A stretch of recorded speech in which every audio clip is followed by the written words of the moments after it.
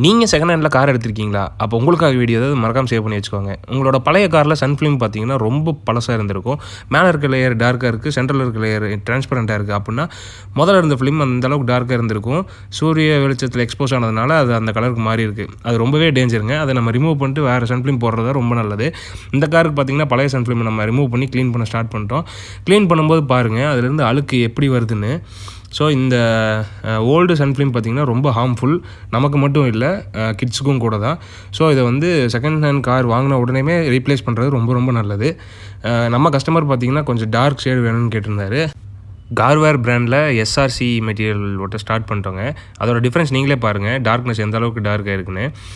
இந்த டார்க்னஸ் பார்த்திங்கன்னா கூலிங் நல்லா உள்ளே வித்ஸ்டாண்ட் பண்ணி கொடுக்கும்.